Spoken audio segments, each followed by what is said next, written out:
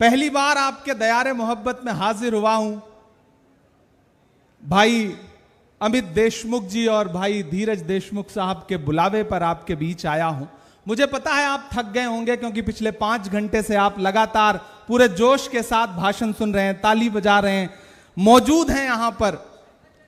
नया पाने की चाहत में पुराना छूट जाता है, नया पाने की चाहत में पुराना छूट जाता है। तुझे अपनाऊं तो मुझसे जमाना रूठ जाता है। मोहब्बत पढ़ने लिखने में बहुत आसान है, लेकिन मोहब्बत को निभाने में पसीना छूट जाता है। आप अमित भाई की मोहब्बत में यहां पिछले कई घंटे से मौजूद हैं। मैं आपकी मोहब्बत को समझ सकता हूं। बस 5 मिनट आपसे गुफ्तगू करूंगा। यहां पर मौजूद दिलीप राव देशमुख साहब, श्रीमती वैशाली ताई विलासराव देशमुख जी, खासदार शिवाजी कालगे साहब, उल्लास दादा पवार साहब, कुणाल चौधरी जी, और अभी अभी भारतीय जनता पार्टी छोड़ करके कांग्रेस पार्टी में शामिल हुए सुधाकर श्रृंगारे जी। मैं चाहता हूं एक बार जोरदार ताली उनके लिए बजाएं। वो भाषण दे रहे थे, मराठी में बोल रहे थे, मुझे समझ कम आ रहा था, लेकिन वो जो खुलासा कर रहे थे उससे मुझे यह समझ आया कि अमित देशमुख साहब ने जो नीति राजनीति चली उसने भाजपा को चारों खाने चित कर दिया। और लातूर में खड़ा होकर के एक बहुत बड़ी बात कहता हूं लातूर वालों, अगर भाजपा को यह अहंकार है कि उसके पास अमित शाह हैं, तो कांग्रेस को यह अहंकार है कि उसके पास अमित देशमुख हैं। 2 अमित हैं, एक अमित शाह है, लेकिन हमारे पास जो चाणक्य है, उस चाणक्य की राजनीति ने, उस चाणक्य की कूटनीति ने लोकसभा चुनाव में पूरे मराठवाड़ा में जो परिणाम दिया है, उसके लिए मैं पूरे कांग्रेस पार्टी की तरफ से अमित देशमुख साहब को और धीरज देशमुख साहब को बधाई देता हूं, उनका धन्यवाद अदा करता हूं। लातूर वालों, पहली बार आपसे किसी राजनीतिक मंच पे बातचीत करने के लिए खड़ा हूं, लेकिन उससे पहले मैं देशमुख परिवार का शुक्रिया अदा करना चाहता हूं। मैं राज्यसभा में महाराष्ट्र का प्रतिनिधित्व करता हूं। यह मेरा सौभाग्य है कि कांग्रेस पार्टी ने मुझे पार्लियामेंट में उच्च सदन में भेजने का निर्णय लिया, तो मुझे महाराष्ट्र का प्रतिनिधित्व करने का सौभाग्य प्राप्त हुआ। तो मैं आज यहां यह धन्यवाद अदा करने आया हूं अमित भाई का और धीरज भाई का, कि अगर मैं देश की सबसे बड़ी पंचायत में राज्यसभा में बैठता हूं तो लातूर के इन 2 मतों की वजह से बैठता हूं।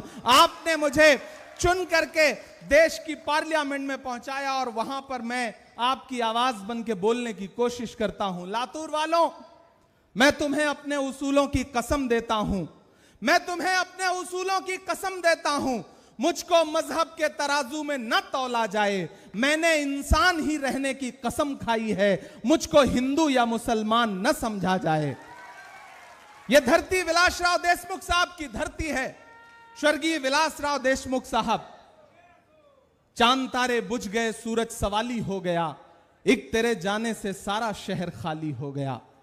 राजनीति के तमाम जो उच्चतम मानदंड हो सकते हैं, राजनीति में रह के किस तरह जनता की सेवा की जा सकती है और राजनीति में रह करके किस तरह ताकत के साथ सम्मान कमाया जा सकता है, अगर इस देश में किसी एक नेता के हिस्से में इतने सारे अवार्ड और इतने सारे सम्मान आते हैं, तो उस नेता का नाम स्वर्गीय विलासराव देशमुख है। हम यहां लातूर में खड़े होकर के उन्हें श्रद्धांजलि अर्पित करते हैं, उन्हें खिराज अकीदत पेश करते हैं।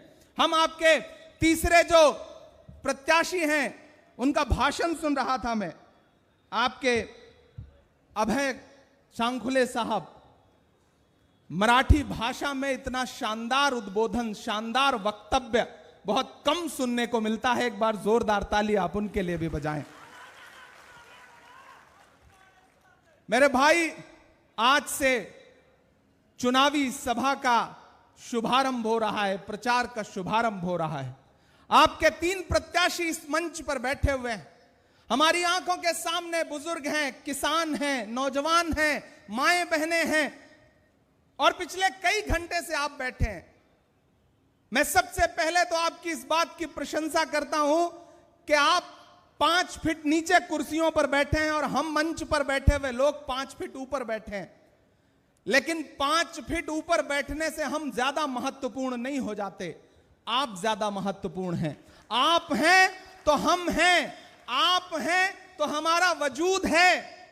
जिस तरह तराजू में 2 पल्ले होते हैं, उसी तरह से इस कार्यक्रम में भी तराजू के 2 पल्ले हैं। एक ये है जो 5 फीट ऊपर है और दूसरा ये है जो 5 फीट नीचे है। लेकिन जो 5 फीट नीचे है वो ज्यादा महत्वपूर्ण है, क्योंकि तराजू का वही पल्ला झुका होता है जिसमें वजन ज्यादा होता है। आप ज्यादा वजनदार लोग हैं, आपकी वजह से हमारा वजूद है, हम सारे लोगों का वजूद है।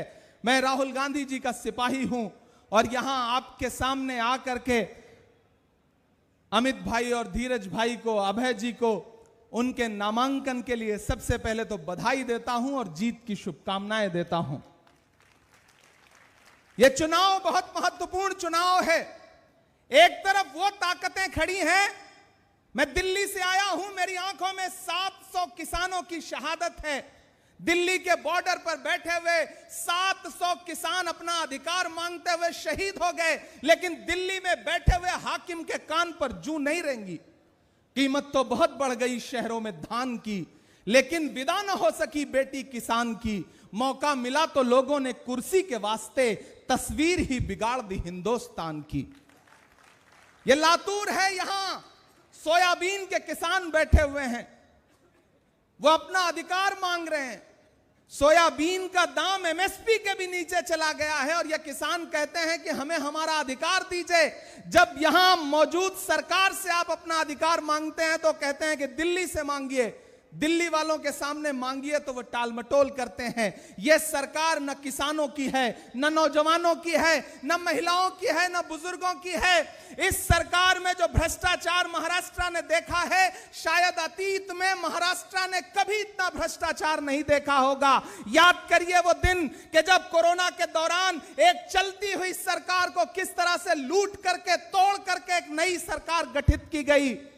यहां कैसे कैसे नारे उछाले गए, 50 खोके, पता नहीं क्या क्या, मैं उसका जिक्र नहीं करूंगा, आप सब जानते हैं उसको। सब कुछ किया गया इस महाराष्ट्र में। क्यों? जानते हैं क्यों? क्योंकि दिल्ली में बैठा हुआ राजा यह चाहता है कि महाराष्ट्र उसके रिमोट कंट्रोल से चले, लेकिन वो यह भूल जाता है कि यह महाराष्ट्र है, यह वीर शिवाजी महाराज की धरती है, यह बाबा साहब अंबेडकर की धरती है। इस महाराष्ट्र को महाराष्ट्र के लोग चलाएंगे। दिल्ली में बैठा हुआ कोई हाकिम किसी रिमोट कंट्रोल से नहीं चला सकता है। महाराष्ट्र आंदोलन की भूमि है। महाराष्ट्र न जाने कितनी ऐसी आंधियों को झेल चुका है, बारंबार झेल चुका है।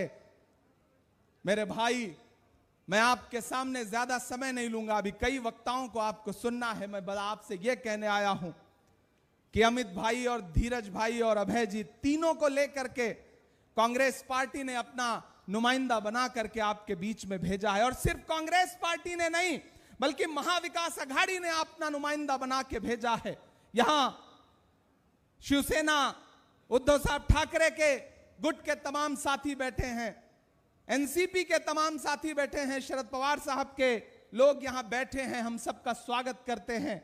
यहां हमारे कॉमरेड बैठे हैं, हम उनका भी स्वागत करते हैं। एक चीज ध्यान में रख लीजिए, यह भाजपा की जो सरकार है न किसानों की है न नौजवानों की है। याद करिए इनके जितने नारे, इनका पहला नारा याद करिए, बेटी बचाओ बेटी पढ़ाओ, याद है वो नारा? उस नारे की सच्चाई ये है, मैं दिल्ली में रहता हूं, उसी दिल्ली में जंतर मंतर पर हमारी आंखों ने देखा है कि किस तरह इस देश के लिए ओलंपिक पदक लाने वाली बेटियों को जंतर मंतर पर घसीटा है दिल्ली की पुलिस ने। क्यों? क्योंकि वो अपना अधिकार मांग रही थी। आप कैसे भूल सकते हैं पुणे का वो गैंग रेप? न यहां बेटियां सुरक्षित हैं, न बच्चियां सुरक्षित हैं, न महिलाएं सुरक्षित हैं। ऐसे में इस सरकार को उखाड़ फेंकने का वक्त आ गया है। यह चुनाव इस बात का चुनाव है कि इस महाराष्ट्र की धरती पर एक ऐसी नई सरकार का गठन होगा जो इस राज्य के किसानों के लिए काम करेगी। यहां मेरी आंखों के सामने नई नस्लें खड़ी हैं। याद करिए प्रधानमंत्री जी का वादा, 2 करोड़ नौकरियां देने का वादा, याद है वो नौकरियां देने का वादा? क्या हुआ? आज तक किसी भी जनसभा में जाओ, कोई भी एक नौजवान उठ के खड़ा नहीं हो सकता जो ये कहता हो कि हमें इस सरकार ने नौकरी दिया है। लेकिन आप जब इनके वादे याद दिलाओ तो कहते हैं कि बताओ कांग्रेस वालों, तुमने 70 साल में किया क्या है, बनाया क्या है। एक दिन प्रधानमंत्री जी पार्लियामेंट में खड़े होकर के भाषण दे रहे थे, बताओ कांग्रेस वालों 70 साल में क्या बनाया है। मुझे लगा कि मैं खड़ा होकर के जवाब देना शुरू करूं। जैसे ही मैं खड़ा हुआ, सामने खरगे साहब बैठे थे। खरगे साहब ने कहा, इमरान मत बताओ, जो बताओगे ये उसको भी बेच देंगे, इनका काम सिर्फ बेचने का है, मत बताओ। ये भाजपा के लोग कहते हैं कांग्रेस वालों 70 साल में क्या किया है, 70 साल का हिसाब दो। मैं लातूर में खड़ा होकर कह रहा हूं, अरे भाजपा के लोगों, जो सरकार अपना चलाया हुआ 2000 का नोट 7 साल नहीं चला सकी, वो हमसे 70 साल का हिसाब मांगती है। ये झूठे लोग हैं, इनके झांसे में मत आइएगा। इन्हें सिर्फ नफरत आती है, इन्हें सिर्फ भ्रष्टाचार आता है, इन्हें सिर्फ धोखा देना आता है, इन्हें सिर्फ बांटना आता है, इन्हें सिर्फ लड़ाना आता है। लेकिन आपको यह मान के चलना है कि चिरागों के सफर में दबदबा हो आंधियों का, तो फिर अंजाम जुल्मत के सिवा कुछ भी नहीं होगा। यह दुनिया नफरतों के आखिरी स्टेज पर है, इलाज इसका मोहब्बत के सिवा कुछ भी नहीं होगा। वो मोहब्बत जिसका पैगाम लेकर के राहुल गांधी कन्याकुमारी से कश्मीर तक 4000 किलोमीटर पैदल चले। अमित भाई हो, धीरज भाई हो, हम सारे लोग चले हैं उनके साथ। हमने देखे हैं उनके पांव के छाले। यहां मीडिया के लोग मौजूद हैं। जब राहुल जी भारत जोड़ो यात्रा में, भारत जोड़ो न्याय यात्रा में चलते थे, तो लोग मुझसे कहते थे, इमरान साहब आप सियासतदान बाद में हैं, शायर पहले हैं, आप क्या कहते हैं राहुल गांधी को चलता हुआ देख करके। तब मैं कह देता था कि जो हर जालिम से टकराए वो आंधी बनाऊंगा, जो हर जालिम से टकराएगी वो आंधी बनाऊंगा। नए अंग्रेज आए हैं, नया गांधी बनाऊंगा। वो नया गांधी जो लगातार इस देश में प्यार की, मोहब्बत की, प्रेम की, अपनेपन की बात करता है, जो विजन की बात करता है, जो मुद्दों की बात करता है, हम उसके लिए आपके सामने आए हैं। और उन्हीं राहुल गांधी ने अपना नुमाइंदा बना के भेजा है। मैं अमित भाई को बैठ करके बहुत देर देख रहा था, उन्हें सुन रहा था, और कई बार मुझे ऐसा लगता था कि मैं अपनी आंखें बंद कर लूं, पलकें बंद कर लूं, तो यह फर्क खत्म हो जाएगा कि अमित देशमुख साहब बैठे हैं या स्वर्गीय विलासराव देशमुख साहब बैठे हैं।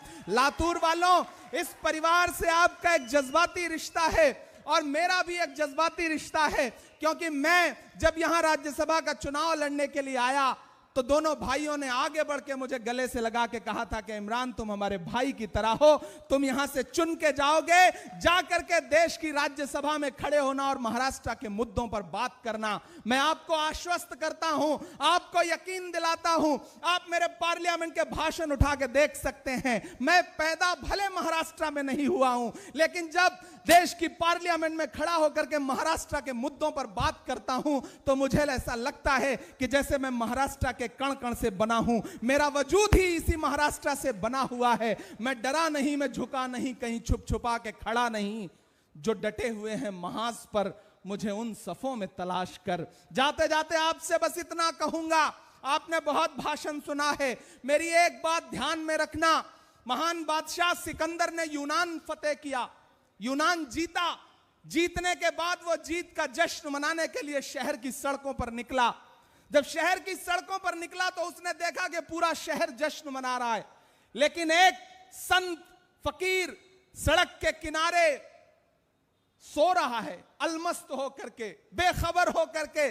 सिकंदर को गुस्सा आया, सिकंदर अपने घोड़े से उतरा, उतर के उस फकीर के पास गया, उसे सोता देख करके उसे एक जोर की लात मारी और लात मार के कहा कि क्यों रे फकीर, मैंने शहर फतेह कर लिया, शहर मेरे जीत में जश्न मना रहा है और तू सो रहा है।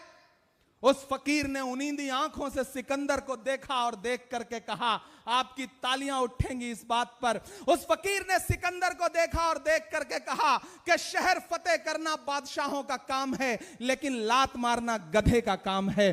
क्या ईश्वर की कायनात में, खुदा की दुनिया में इंसानों की इतनी कमी हो गई जो उसने बादशाहत एक गधे के हाथ में सौंप दी?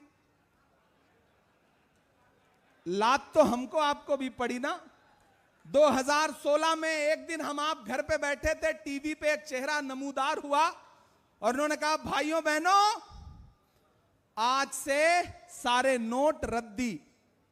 नोटबंदी की लात पड़ी, यहां माएं बहनें बैठी हैं, आपने अपने पल्लू में बांध करके, आपने रसोई में चावल के डिब्बे में, आटे के डिब्बे में पति से, परिवार से छुपा करके जो पैसे रखे थे कि परिवार की मुश्किलों में काम आएंगे, उस पैसे को भी निकाल करके यह कहा कि इसे बैंक में जमा करो ताकि अपने उद्योगपति दोस्तों का कर्जा माफ करे।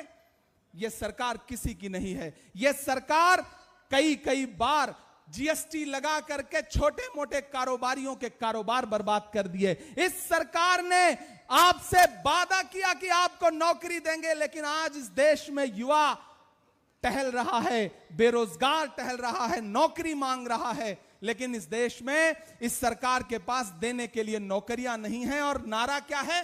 पकोड़े तलो, चाय बनाओ, पकोड़े तलो। एमबीए किया हुआ बच्चा पकोड़ा तलने के लिए मजबूर हो गया है। यह है इस सरकार की नीति और यह है इस सरकार के पिछले कुछ सालों का काम। मैं आपसे यह कहने आया हूं मेरे भाई कि यह चुनाव बहुत महत्वपूर्ण चुनाव है। इस चुनाव में 20 तारीख को आपको महाराष्ट्र के भविष्य का फैसला करना है। लातूर में जानता हूं कि वो अमित भाई, धीरज भाई, अभय जी के साथ खड़ा है, इसमें कोई दो राय नहीं है, लेकिन आपको महाराष्ट्र के भविष्य का फैसला करना है। और इस झूठी सरकार को, जिसने दलों को तोड़ा, चुनाव चिन्ह छीने, जितना साम दाम दंड भेद ये इस्तेमाल कर सकते हैं वो सब प्रयोग किया और प्रयोग करके महाराष्ट्र की अस्मिता को कुचलने की साजिश की।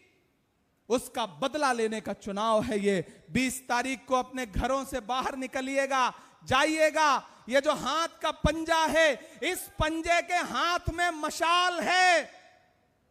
ये जो तीनों चुनाव निशान है, इन्हें याद रखिएगा।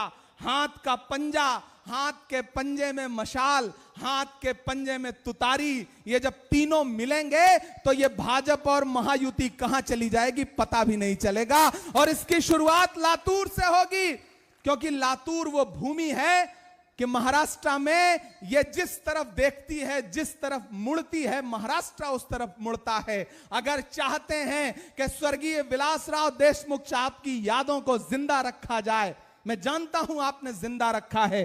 कोई उनका नाम लेता था, मैं भाषण बैठ के सुन रहा था, तो आपकी आंखों में जो उनके लिए सम्मान और श्रद्धा आती थी वो बताती है कि उन्होंने पूरी जिंदगी में क्या कमाया है। किसी नेता के लिए इससे बड़ी कमाई कुछ नहीं हो सकती कि उसका नाम भराए। वो दुनिया में है नहीं, लेकिन उसके बावजूद जब उसका नाम आता है तो आपकी आंखों में श्रद्धा आती है। यह सबसे बड़ी कमाई है किसी नेता के लिए। मैं ऐसी बड़ी शख्सियत को सलाम करता हूं और यहां खड़ा होकर के आपका खासदार होने के नाते आपको एक सुझाव भी देता हूं और अपने समाज के लोगों से भी कहता हूं कि भाजपा जब डायरेक्ट लड़ाई में नहीं जीत पाती तो साजिशें करती है। साजिशें क्या करती है? बांटने की। ढूंढ ढूंढ करके अपक्ष के प्रत्याशी खड़े कर दो, कैंडिडेट खड़े कर दो, डमी कैंडिडेट खड़े कर दो, उनको पैसा दो ताकि वोट बंट सके। इस बार वोट मत बांटिएगा, बंटने का नुकसान होता है। महाराष्ट्र को अगर विकास के पथ पर लाना है तो आप सबको एकजुट होकर के महाविकास अघाड़ी के प्रत्याशियों को वोट देना है। अभय जी को, धीरज भाई को, अमित भाई को चुन करके भेजिए। आप जब 20 तारीख को वोट देने जाएंगे तो यह सोच के मत जाइएगा कि सिर्फ आमदार चुनने जा रहे हैं। आप महाराष्ट्र की सरकार के सबसे ताकतवर मंत्री को चुनने जा रहे हैं। और क्या पता मंत्री के इस तरफ कब उप लग जाए, कब मुख्य लग जाए, कोई भरोसा नहीं होता। राजनीति तो इसी का खेल है। तो आगे बढ़िए, 20 तारीख को घरों से निकलिए। और ये भाजपा के लोग जिन्हें लगता है कि वो साजिशें करके कुछ कर लेंगे, मैं यहां खड़ा होकर कह रहा हूं कि मैं आपका खासदार हूं। मेरा आपसे वादा है कि अमित भाई, धीरज भाई, अभय भाई यहां असेंबली में खड़े होकर के आपके लिए आवाज उठाएंगे। 3 चुनिए, एक साथ में फ्री मिल रहा है। 3 आमदार चुनिए, एक खासदार फ्री मिल रहा है आपको। 2 अभी ऑलरेडी आए थे। कालगे साहब ने बहुत अच्छा बोला, माजी भी यहां पे बैठे हुए हैं, सुधाकर जी। तो कुल मिलाकर के ये जो संगम हो रहा है राजनीतिक लोगों का, इसे और बड़ा बनाइए। यहां से जो सदाएं उठेंगी वो पूरे महाराष्ट्र की हवा का रुख तय करेंगी। जिन्हें यह लगता है कि वो यहां साजिश करेंगे और थोड़ा बहुत बंटवारा कर लेंगे, मैं शायर भी हूं, मैं अंत में 4 पंक्तियां सुना के जाऊंगा, क्योंकि हमें अमित भाई को सुनना है, हमें दिलीप साहब को सुनना है, हमें बाकी मेहमानों को सुनना है। मैं तो यहां लातूर में खड़ा होकर शंखनाद करते हुए यह कह के जा रहा हूं कि दायरे में सिमट के आएगा, दायरे में सिमट के आएगा। धीरज भाई इधर आइए, आप अमित भाई इधर आइए। पता नहीं क्यों मेरा मन कर रहा है आप मेरे पास खड़े हो तब मैं ये पंक्तियां पढ़ूं। अबे भाई आप भी आइए, ऐसे काम नहीं चलेगा, अधूरा अधूरा सा रह जाएगा। कि दायरे में सिमट के आएगा, हर रवायत से हट के आएगा, आंधियों को जरा खबर